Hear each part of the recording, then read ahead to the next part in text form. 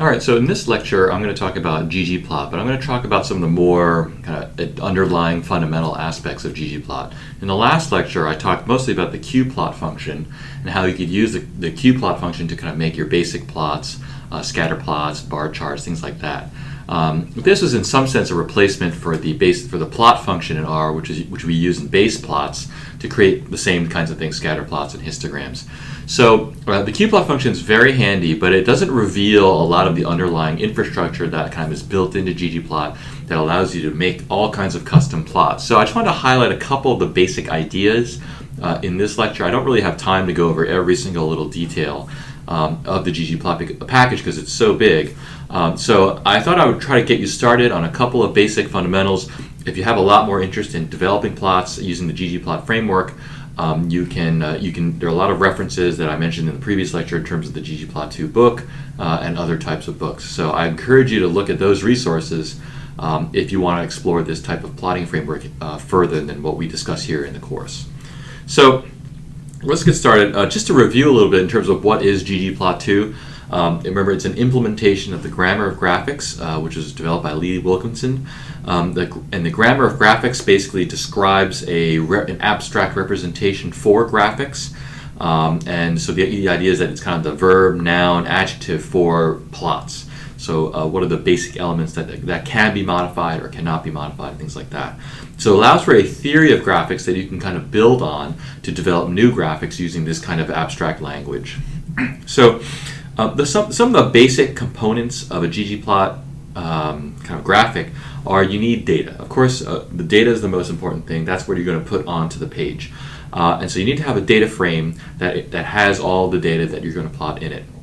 You need something that's called an aesthetic mapping. So these describe how the data are mapped to things like colors and sizes and points. Geomes are specific objects that you're going to put onto the page, like things like points or lines or tiles or shapes or whatever you have it. Facets are used for conditional plots. So if you're going to have typically you want to have multiple panels of plots where it might show the relationship of something as a third variable changes. That's a facet. And then stats are statistical transformations like smoothing, binning, quantiles, regression, things like that.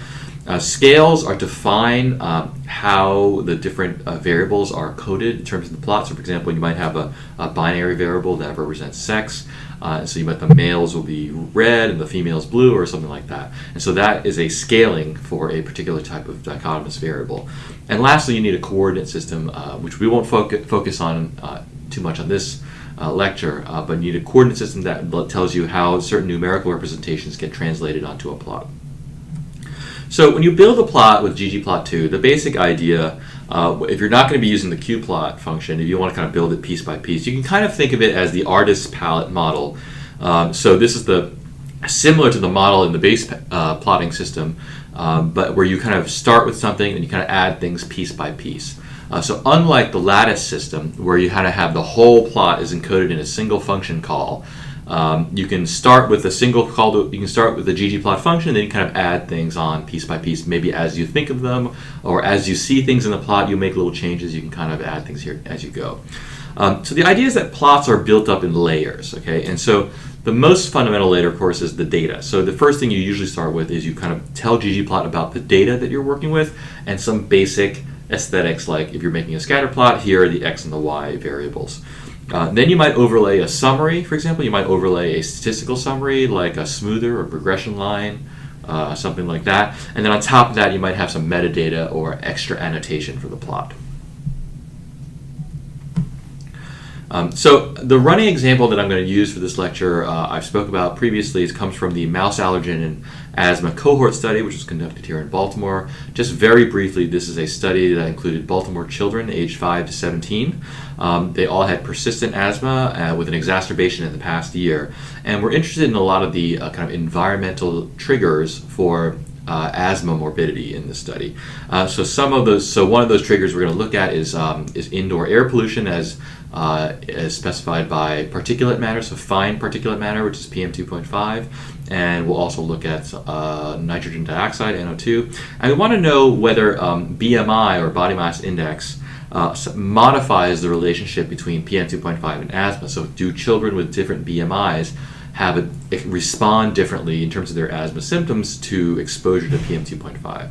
So that's the kind of basic question that we want to answer here.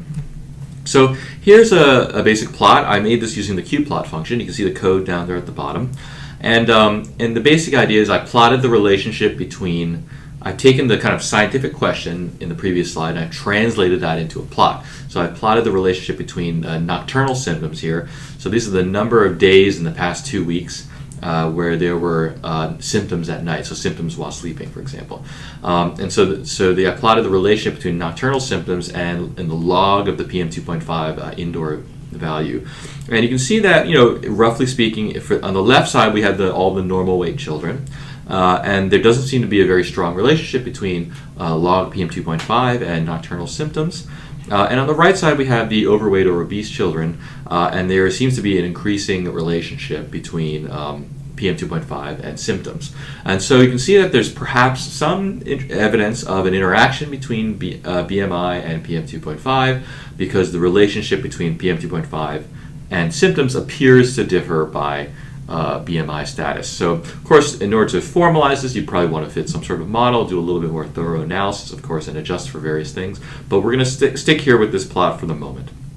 So, you can make this plot very easily with the ggplot function and by adding things like facets and geomes to the plot. But I'm going to recreate this plot using the kind of the lower level ggplot framework. And so how do we build this up layer by layer? First we start with the data, right? So here I've got a little excerpt of the data frame, and you can see that there are 3 variables here. There's log BM2.5, there's BMI category, and that's 2 levels, there's normal weight and overweight.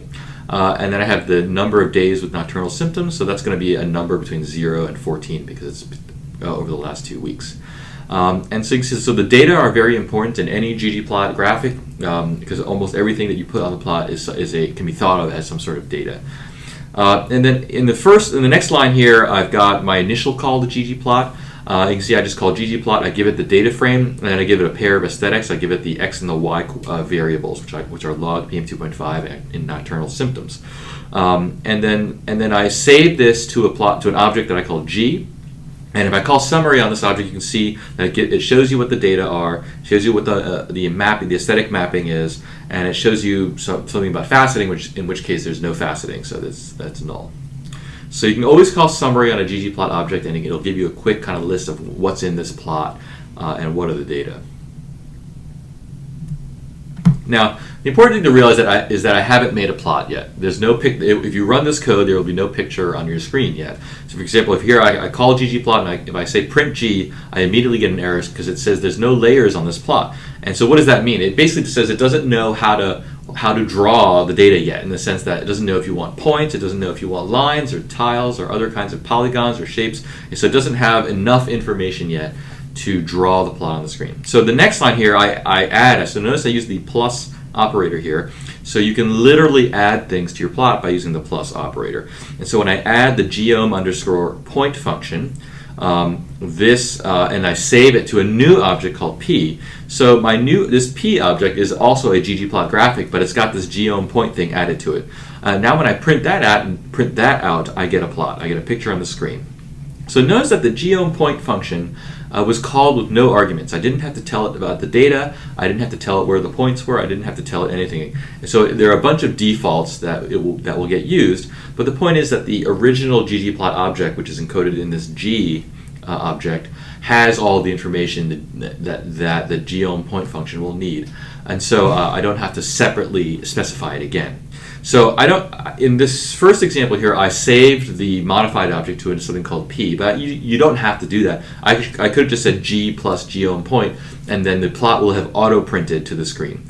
So you can use auto-printing, or if you want to save the object, you can. So here's the plot, and with the point layer added onto it. So I've reproduced the code down here at the bottom, just for your reference. And you can see that the default for the points are a solid circle, filled circle, and so I used the default because I didn't specify anything different. And so here are the data.